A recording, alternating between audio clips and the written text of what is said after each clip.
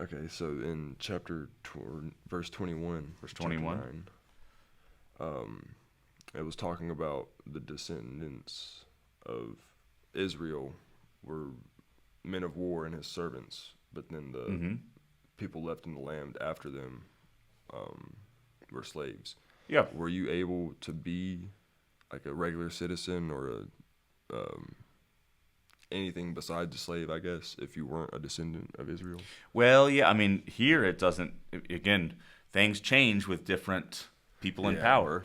So here with Solomon, it doesn't look like it, Okay. right? So I mean, in the narrative we see that the Israelites come into the land, but they don't conquer everyone, Right. right? And that it ends up in the book of Judges. You see it creates all kinds of problems because there's all these other gods that they're going after, and so you see finally here there's like some at least brief resolution for the people of Israel, and Solomon's answer is, well, we'll just enslave them. Okay.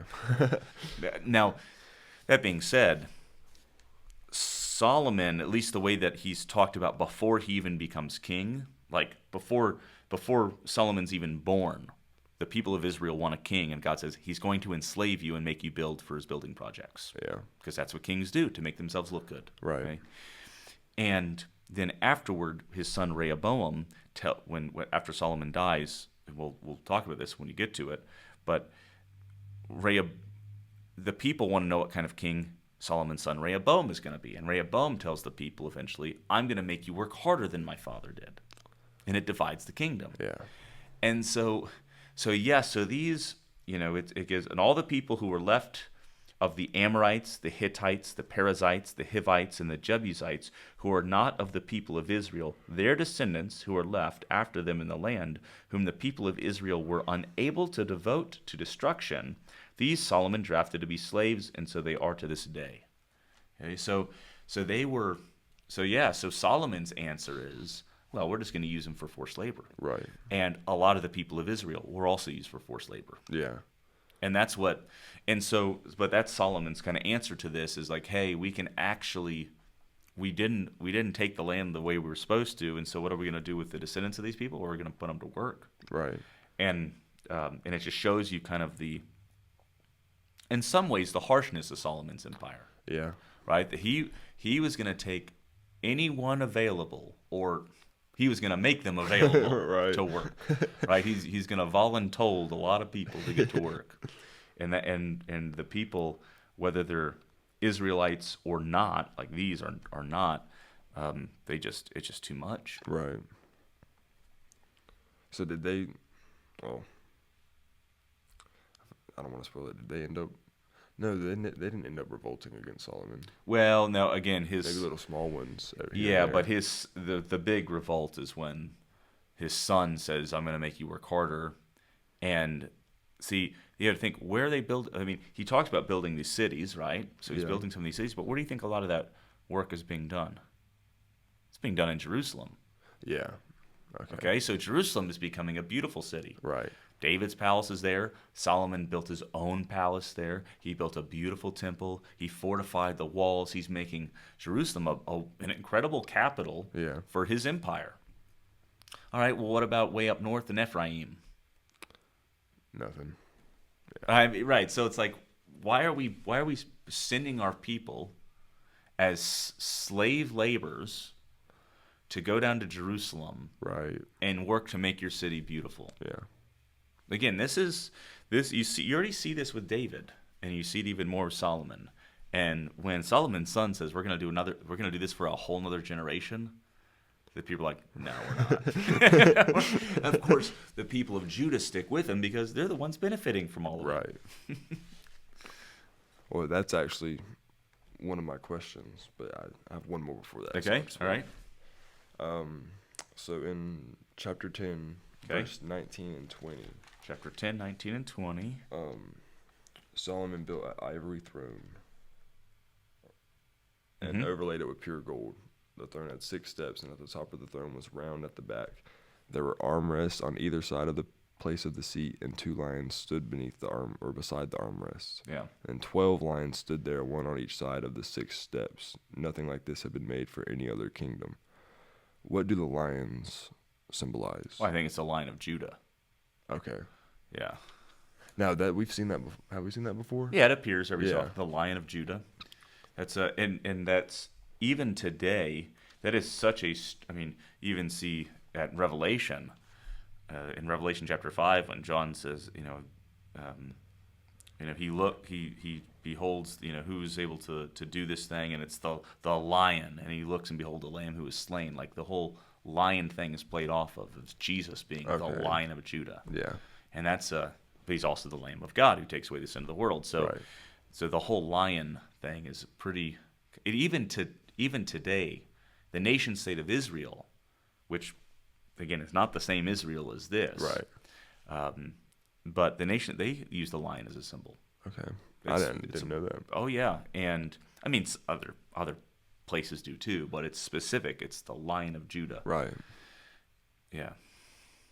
Yeah. Oh, another popular culture reference, it's like Aslan from the Chronicles of Narnia. Okay. There's yeah. a reason he appears as a lion. Yeah.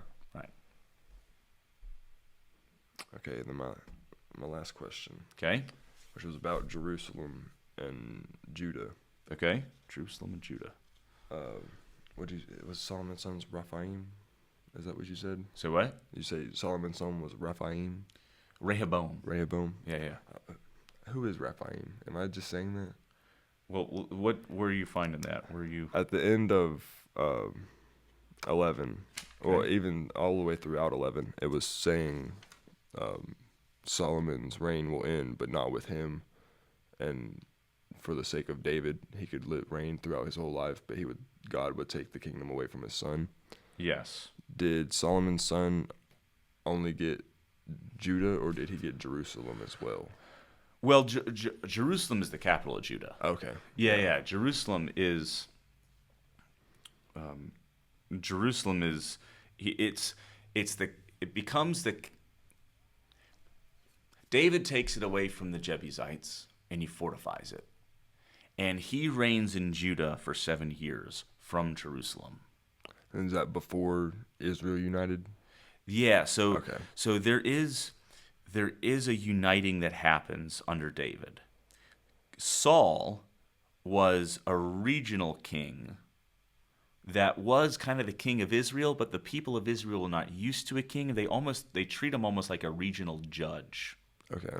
which is how the judges were. They were very regionally based. Right. And so after Saul dies, David becomes king, but Saul's son Ishbosheth also is crowned as king. So David becomes king of Judah. Ishbosheth kind of becomes king of the rest of Israel, and you kind of have to wonder who actually regards him as king. Right. Okay? But some of the Israelites do, clearly. And then after Ishbosheth, he dies after 2 years of reigning. And now David reigned over just Judah for 7 years. So there is some time there between the death of Ishbosheth and the uniting of the monarchy that David is probably putting in a lot of work to try to unite all of the tribes together. Right. And then he does. And so he's the one who really becomes the first king over a united Israel. Right. And so he reigns over united Israel. Solomon inherits that and expands it. And then once Solomon's son, Rehoboam, which you see this happen in chapter 12, that'll happen next, we'll talk about it next Yeah. time, when he makes very, very poor political decisions, the people still remember the time in some sense. I mean, there is always kind of this tribal affiliation, right? They're not just Israelites. They do belong to the tribes of Gad and Asher and, Okay, and yeah. Naphtali and Manasseh, and so what they do is they kind of retreat back to their tribal affiliations, and then it becomes like Judah versus pretty much everyone else. Right. So even though the monarchy is united under 2 kings, when it divides very quickly and very easily because it's already kind of in the DNA. Yeah. It's already Yeah. there. Yeah. Kind of like if America were to become one state. Well, yeah, I think there's a lot of. I think there's the United States can kind of be seen as this. There's a lot of analogous stuff going on there. So yeah, you could see. Yeah, for a modern example, it would kind of be like, well, it's maybe something a little bit of what happened with the Civil War, Yeah. right? So you could have you're united, but you still have very strong state affiliations, Right. right? And so, and that's something that is always a part of the American political conversation, right? The Yeah. federal government and the state government, and who can do what and who should be doing what. Right. And so that's actually very similar to what to some degree, what they've got going on here. They've got their tribes, and they did this kind of united experiment, but they really weren't united for Right. very long. I guess they were united under Moses before they got into the land. Yeah. Then they get into the land, and they settle in their tribes, and they're living. They understand each other as the people of Israel, but they do not have someone that rules over all of them at the same time, until David and then Solomon, and that's kind of it. Are the tribes more like I guess like a really big extended family, or is it? Yeah. Is it feel like a separate state almost? Like, Well, no, it is. I mean, well, maybe both. Remember, we did Genesis, right? So you saw who the tribes are. right. They're the children of Jacob, Yeah. right? So they all claim Jacob as their forefather. Yeah. Abraham, Isaac, and Jacob. And so they know that they're related to each other, and they act that way too. And they speak a common language. Right. Except for that, there's that instance with the tribes across the river, right? Pronouncing the word shibboleth. How do you pronounce it? If you live on one side, you pronounce it this way. If you live on the other side, you pronounce it this way. So there's a little bit of that going on. But yeah, I mean, they are the people of Israel, but they still have very strong tribal affiliations. Okay. Yeah. And that comes out. This is why, again, the Babylonians don't take the people of Israel into exile. They take Judah into Right. exile. Now, did northern Israel get captured before that? The northern tribes, yeah, they get wiped off the map by the Assyrians. Yeah. They don't get taken in exile. They get wiped out. Oh. They were brutal. The Yeah. Assyrians were much more brutal in some ways than the Babylonians. But that's who Solomon's son's adversary was, right? The king of the Assyrians. No, well, we'll get into that. Okay, What yeah. happens is we've got Syria. Okay. There's Syria that's and what I was Assyria, wondering. and That's what I was they're wondering. different. So we'll get there when we get there. But yeah, what's going to happen is in chapter 11, there's going to be all of these. So here, let's just maybe close out with this section here. Chapter 11 is kind of the chapter 10. We didn't really talk about this, but this is of course when the Queen of Sheba comes up and visits, Yeah. right? And the chapter 11 is when everything turns sour. So now King Solomon loved many foreign women, along with the daughter of Pharaoh, Moabite, Ammonite, Edomite, Sidonian, and Hittite women. These are all the people that were declared enemies of God's people. Yeah. Okay. Now these are also like strong forces in the area. Like the Hittites were a very powerful Right. nation, empire that the Egyptians fought with. The Egyptians have this recorded fighting with the Hittites. Okay. From the nations concerning which the Lord had said to the people of Israel, you shall not enter into marriage with them, neither shall they with you, for surely they will turn away your heart after their gods. Solomon clung to these in love. He had 700 wives who were princesses, and 300 concubines, and his wives turned away his heart. For when Solomon was old, his wives turned away his heart after other gods, and his heart was not wholly true to the Lord his God, as was the heart of his father, David.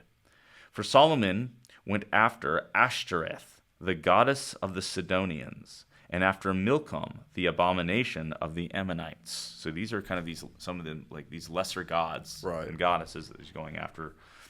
So Solomon did what was evil in the sight of the Lord, and did not wholly follow the Lord, as David his father had done. Then Solomon built a high place for Chemosh, the abomination of Moab, and Molech, the abomination of the Ammonites, on the mountain east of Jerusalem. Now, what's the mountain east of Jerusalem? You know the name of that one?